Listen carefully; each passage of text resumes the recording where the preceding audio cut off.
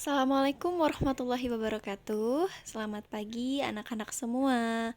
Alhamdulillahirobbilalamin. Semoga selalu dalam lindungan Allah Subhanahu wa taala. Semoga selalu sehat, tetap semangat. Kali ini kita bertemu lagi di pertemuan di kelas 11, terutama untuk 11 IPA 1, IPA 2 dan IPA 3 untuk mata pelajaran sejarah Indonesia wajib.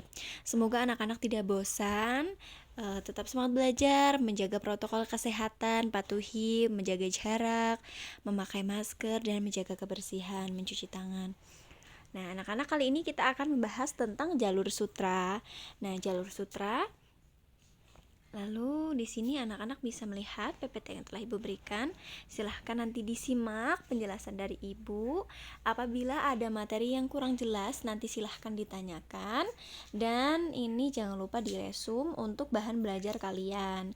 Untuk pengembangan materi, kalian bisa memakai referensi dari internet, dari Google Library, atau dari buku Sejarah Indonesia Wajib terbitan Erlangga yang ada di perpus. Gunakan referensi atau sumber belajar yang banyak, jangan hanya satu sumber. Tetapi kalau bisa jangan hanya melalui Wikipedia. Nah, jalur sutra kali ini itu adalah langkah awal dalam perjalanan bangsa barat. Oke, jangan lupa disimak dengan seksama. Selamat belajar. Ini kita akan membahas tentang jalur sutra ya. Lewat jalur itu, Cina mengirim sutra ke dunia barat, sedangkan dunia barat mengirimkan beberapa. Selain barang, Cina juga mengenal agama Kristen dan Buddha, Nestorian dari India melalui jalur sutra ini. Jalur ini membentang kurang lebih sejauh 6.400 km, karena panjangnya ini hanya sedikit orang yang melakukan perjalanan secara penuh karena tidak kuat tadi ya anak-anak. Biasanya barang perdagangan akan dikirim secara bertahap lewat perantara. Bisa saat kekuasaan Romawi di Asia itu perlahan-lahan mulai menghilang, jalur sutra juga menjadi kurang efektif. Tapi pada abad ke-13 jalur sutra hidup kembali di bawah pemerintahan bangsa Mongol. Lalu Marco Polo pergi ke Katai atau Cina dengan melewati jalur ini. Selain menjadi jalur perdagangan yang sangat menguntungkan, dikatakan jalur ini menjadi jalan atas terjadinya pandemi Black Death Eropa pada abad ke-14. Lalu tapi walau bagaimanapun, mulai dari pembukaan hingga penutupan, jalur sutra ini dampaknya sangat besar terhadap perkembangan peradaban di dunia. Dan berikut ini adalah sejarah jalur sutra selengkapnya. Oke, silahkan disimak. Oke, tadi kita bahas jalur sutra, kita akan membahas tentang sejarahnya secara singkat. Sebenarnya jalan sutra ini sudah ada pada masa kekaisaran Persia Achaemenid yang disebut dengan jalan kerajaan. Lalu jalan ini dibangun di masa pemerintahan Darius I sekitar 300 tahun sebelum pembukaan jalur sutra gitu.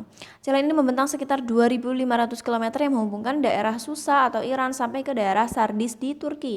Jadi dari Iran ke Turki itu ada namanya jalur sutra itu. Lalu kemudian pada 339 sebelum Masehi Alexander Agung menaklukkan Persia. Alexander siege di beberapa daerah. Saat Alexander melanjutkan perjalanan, ia meninggalkan pasukan yang terluka di kota itu.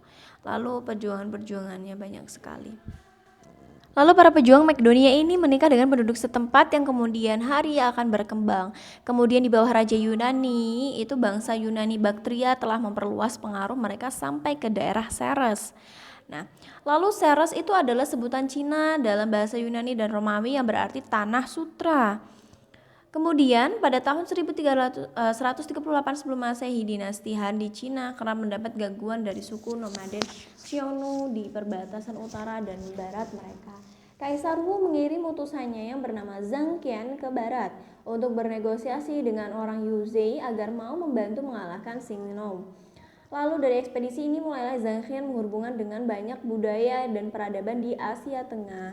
Setelah perjalanan yang panjang, ia pun sampai di daerah yang disebut dengan namanya Dayan, yang kemungkinan adalah daerah kekuasaan Yunani Baktria yang merupakan keturunan dari pasukan Alexander Agung. Di sana Zhang Qian melihat kalau Dayuan memiliki kuda-kuda yang perkasa, kemudian ia kembali dan melapor ke Kaisar Wu. Lalu, kalau kuda dari Dayuan dapat digunakan untuk melawan Xiongnu secara efektif, setelah itu dinasti Han bertempur dengan Xiongnu menggunakan kuda barat dari Dayuan. Hasilnya dinasti Han berhasil mengalahkan Xiongnu. Keberhasilan ini membuat Kaisar Wu menjadi lebih penasaran dengan dunia barat nih. Kemudian perdagangan antara Cina dengan dunia barat pun dimulai dan jalur sutra ini dibuka pada tahun 130 Masehi. Saat Mesopotamia berada di bawah kekuasaan Parthia, otomatis Parthia juga menguasai jalur sutra di wilayah itu. Kemudian Parthia menjadi pusat perantara antara Cina dan dunia barat. Oke, itu anak-anak, tadi sejarah singkatnya. Semoga kalian paham. Di belahan bumi ini, rute jalur sutra membentang dari Cina melalui India, Asia Kecil, seluruh Mesopotamia, Mesir, Yunani, dan Roma. Meskipun nama jalur sutra berasal dari kepopuleran sutra Cina di Kekaisaran Romawi dan Eropa, barang tersebut bukanlah satu-satunya barang yang diperdagangkan. Tetapi para pedagang juga menjual aneka buah dan sayuran, hewan ternak, biji-bijian kulit, berbagai macam peralatan. Benda religius, karya seni, batu, dan logam mulia. Selain menjadi jalur perdagangan, jalur sutra ini juga menjadi tempat menyebarnya bahasa, budaya, agama, filsafat, dan sains. Sejak ditemukannya pada abad ketiga sebelum Masehi menggunakan kertas menyebar lewat jalur sutra dan menjadi salah satu barang yang paling banyak diperdagangkan di dunia barat. Sehingga benda itu mempengaruhi budaya dan sejarah di dunia barat. Selain itu, lewat jalur ini berbagai macam rempah-rempah dari timur juga menjadi populer di barat, sampai mengubah berbagai masakan. Selain berbagai pengaruh dari Cina, teknik pembuatan kaca menyebar Cina dari dunia Islam. Kemudian, para sejarawan berpendapat kalau bubuk mesiu yang kemungkinan berasal dari Cina itu juga menjadi barang yang diperdagangkan di sepanjang jalur sutra tersebut, yang kemudian disempatkan untuk digunakan ke dalam meriam Inggris, Prancis, dan negara lain yang di sekitar 1300 sebelum Masehi. Oke, next.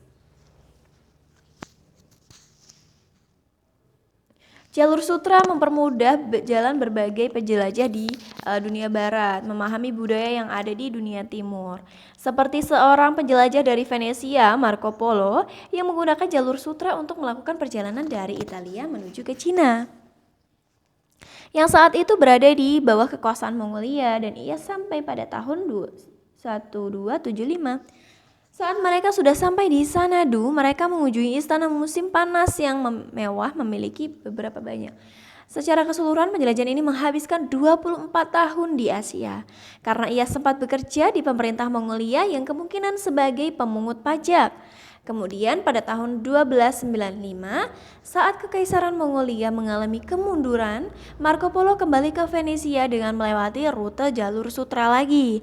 Perjalanan melintasi jalur sutra inilah yang menjadi dasar dari bukunya The Travels of Marco Polo, yang memberi orang Eropa gambaran yang lebih baik tentang perdagangan dan budaya Asia. Pada tahun 1453 Masehi, saat Kekaisaran Ottoman berhasil menaklukkan Konstantinopel, Ottoman memboikot perdagangan dengan dunia barat dan mereka menutup jalur sutra yang ada di wilayah Ottoman. Saat itu orang-orang barat sudah terbiasa dengan barang-barang dari timur, sehingga para pedagang Eropa mencari rute perdagangan baru untuk memenuhi permintaan akan barang-barang tersebut. Penutupan jalur sutra ini menandai dimulainya zaman penjelajahan yang diawali oleh penjelajah Eropa yang mengarungi lautan dan memetakan rute air baru untuk menggantikan jalur sutra yang ada di darat. Lihat juga. Oke, itu dia anak-anak sejarah singkat tentang jalur sutra. Semoga kalian paham, tetap semangat belajar. Ibu akhiri, wassalamualaikum warahmatullahi wabarakatuh.